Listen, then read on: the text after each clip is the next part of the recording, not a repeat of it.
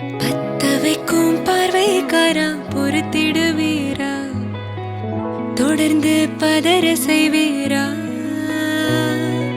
சிக்க வைக்கும் செய்கையெல்லாம் நிறுத்திடுவீரா, மனசு இயங்கல சீரா.